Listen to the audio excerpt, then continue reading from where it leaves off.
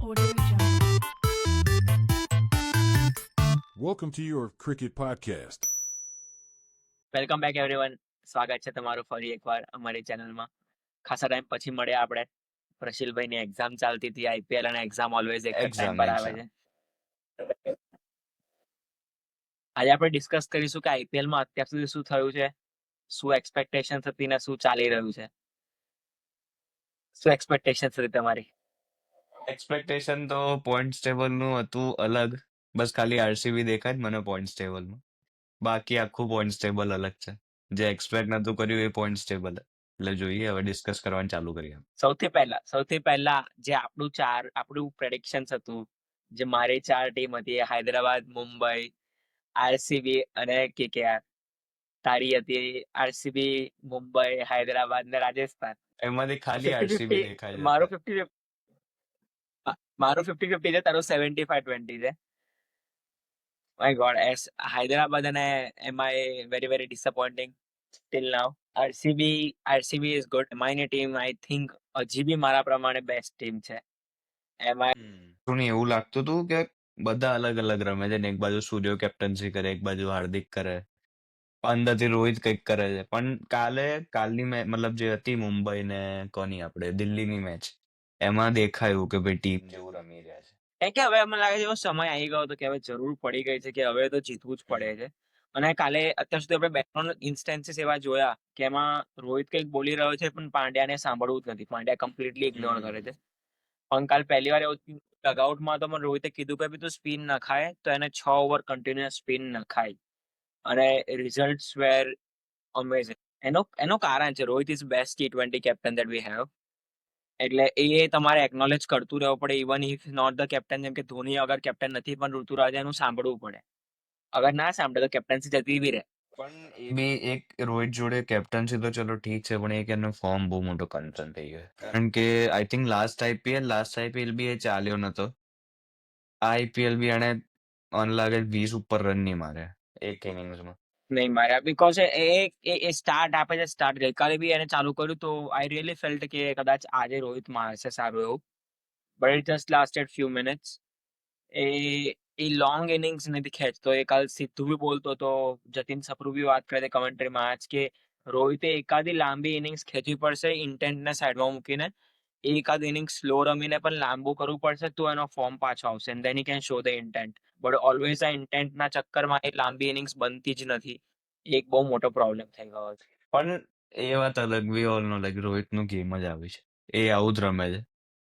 એ હવે પણ એને ફોર્મ પાછો લાવવો જ પડશે. ભલે એની ગેમ ના છોડે, એટેકિંગ જ રમે, પણ એને એનું ફોર્મનું કંઈક કરવું પડશે. કારણ કે એ તો ફિલ્ડિંગમાં બી નહીં હોતો, ખાલી ઇમ્પેક્ટ પ્લેયર તરીકે આવે. I really love Hardik as a player, but any captaincy એક really મોટો ક્વેશ્ચન માર્ક છે કે what he is doing with captaincy is very ununderstandable with me, કે મને ખબર જ નહીં પડતી કે કોઈક વાર શું કરવા માંગી રહ્યો છે.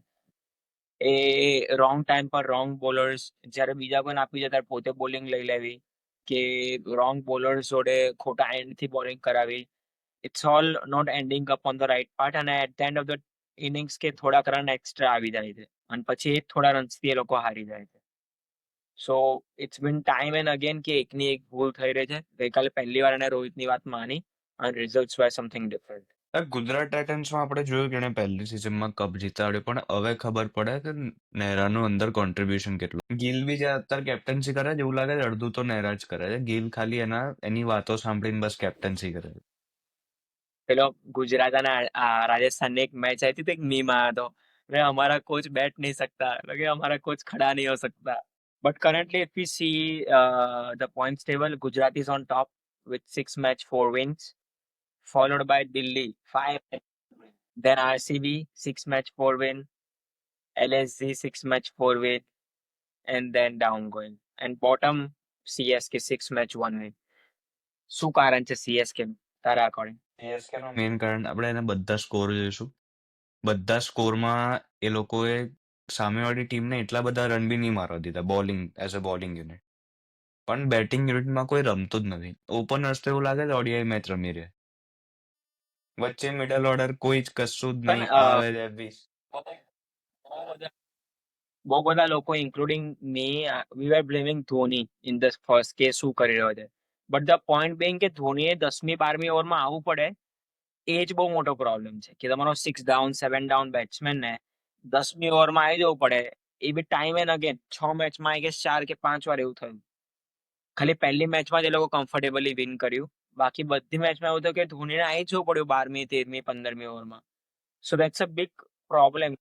લોકો ધોનીને કહે છે કે ભાઈ રમતો નહીં રમતો, એટલે પણ આગળ કોઈ રન મારે, કંઈક રન કર્યા હોય ને, ધોનીનું કામ છે એઝ અ ફિનિશર, એનું ફિનિશર રોલ છે. હા, અરે રન બી જવા દે, કોઈ ઊભું જ નહીં રહેતું.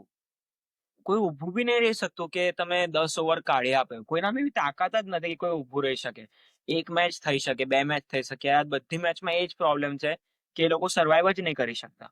સૌથી સૌથી ગજબ કર્યું છે એ લોકોએ ગાયકવાડ જોડે. એ જ કામ જે તું 2019માં ઇન્જર્ડ વિજય હે, શંકર તેરે કો પતા નહીં હે તું ઇન્જર્ડ હે. આ સેમ 2019માં વિજય શંકર જોડે આપણે કર્યું હતું ઇંગ્લેન્ડથી. બીસીસીઆઈ એને પાછો મોકલ્યો હતો કે તું ઇન્જર્ડ છું. પેલો કે તું નથી તો પણ છું, તારે જવાનું જ છે પાછું, ને પંતને બોલાવ્યો હતો. એવું સેમ આ વખતે થયું છે ગાયકવાડ જોડે. ખાલી કાઢી નથી મૂક્યો, કેપ્ટન્સી પણ લઈ લીધી છે. એન્ડ આઈ ફીલ રિયલી કે આ પ્રોબ્લેમ જો અગર સીએસકે કરી હશે, જેવું આ લોકો રૈના જોડે બી કર્યું હતું, તો આ જસ્ટ આ યર મેગા ઓપ્શન ગયું છે. તો આ પ્રોબ્લેમ 2-3 વર્ષ લાસ્ટ કરશે. કે now they are in a big hole. કે આ લોકોને આ કો ટીમ 2-3 વર્ષ લઈને ચાલવાની હતી, and if they are treating there captain like this, કે ચલો સાચીમાં ઇન્જર્ડ છે તો વસ્તુ અલગ છે, પણ જો સાચીમાં ઇન્જર્ડ નહીં હોય ને આ બધું એ લોકોએ પોલિટિક્સ રમ્યું છે, then it's a problem of 2-3 years, not just 1 year. પણ એક એંગલથી જોવા જઈએ તો Ruturaj I think last season બી અડધું સીઝન લાસ્ટ સિઝન બી એને કેટલા રન નહીં માર્યા ખાસ. આ સિઝન તો એવું લાગે રમ્યો જ નથી. મોસ્ટ ઓફ બધા સિંગલ ડિજિટ સ્કોર. અને 2-3 ઇન્સ્ટન્સીસ એવા થયા કે જે આપણે કેમેરામેન દેખાડી રહ્યા હતા કે એ ધોનીની વાત નથી માની રહ્યો. લિટરલી ધોનીએ કંઈક ફિલ્ડિંગ મૂકવાનું કીધી એને નથી મૂકી રહ્યો, કે ના જ પાડી રહ્યો છે કે ના આવું નહીં થાય. And we all know CSK is Dhoni, Dhoni is CSK, અને management respects Dhoni as much as all the fans does. એટલે કદાચ તમે એક પોઈન્ટ પર we all know Dhoni captain છે. અગર હું આજે કહું કે બીજું કોઈ છે તો પણ at the back of the end તમારે એની વાત માનવી જ પડે. યુ કાન્ટ ગાઈડ ધોની કે તું ભાઈ આવું કર. It's not possible. તો અગર તમને ધોની કંઈ કહે તો તમારે માનવું જ પડે. If not then exit is the way. અને એવું જ થયું છે. એ લોકોએ કેપ્ટનને બી કાઢી મૂક્યો છે, because if you don't go with Dhoni's ideas, it doesn't work in CSK. પણ એકચ્યુઅલી ધોનીનું અત્યારે એઝ અ સિનિયર રોલ જ એ છે કે ઋતુરાજને રેડી કરે નેક્સ્ટ યર્સ માટે સીએસકેની ટીમને પણ કેપ્ટન્સી કરવા. પણ એક પોઈન્ટ હોય કે કેટલા વર્ષ રેડી કરે.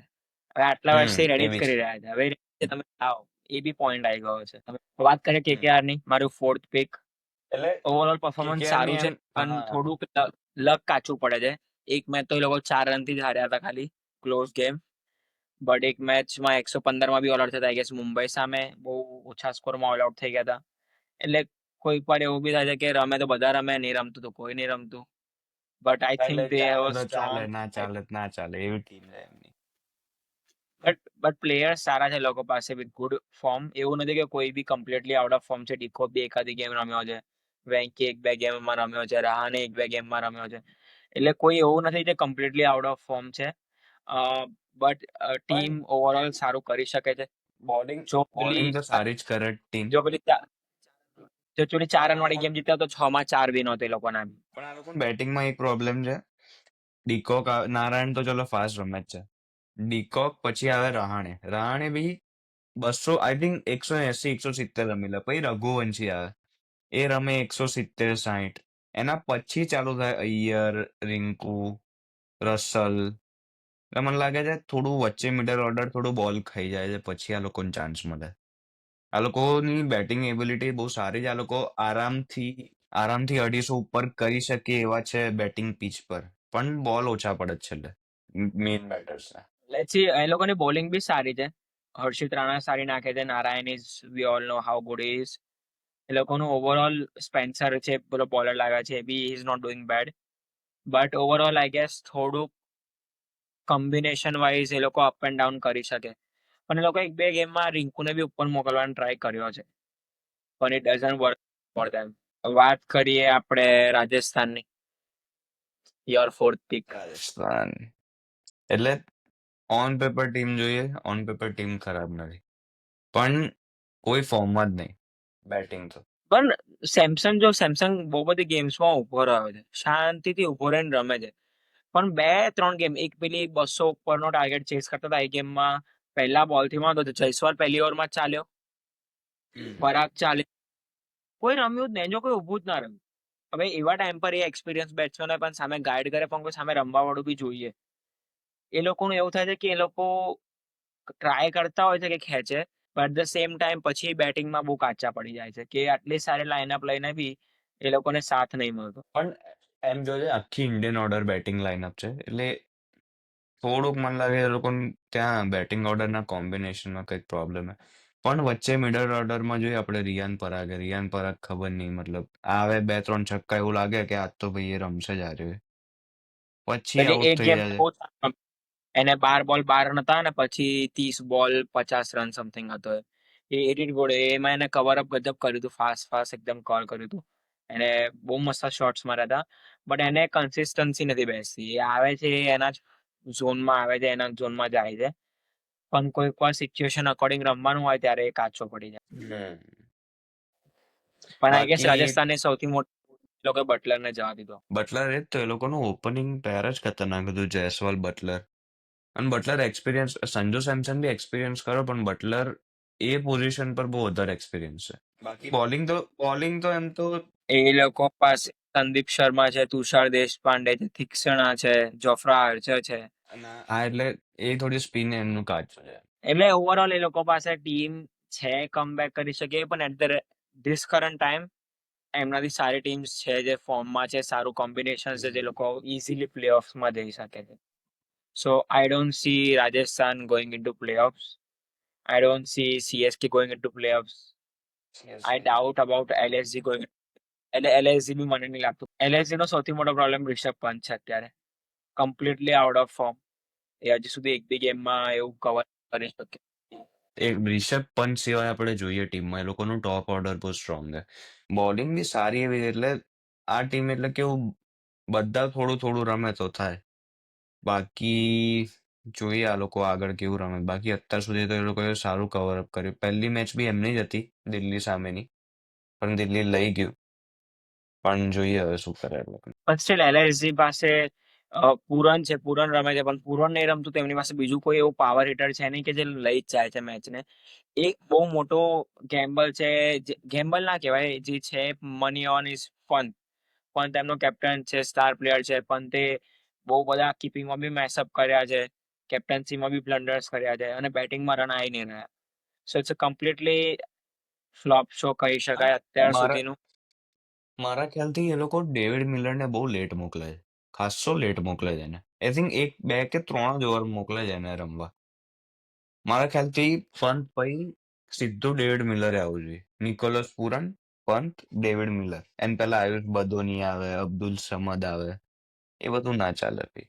એટલે એને કઈ સુધી બેસાડ રાખવાનું? એકાદ ઓવર રમવા માટે થોડી લીધો મિલરને. નેક્સ્ટ 5 ટીમ આપણે પાર્ટ 2 માં ડિસ્કસ કરીશું. This is IPL till now, considering after 6 matches of all the teams except for Delhi.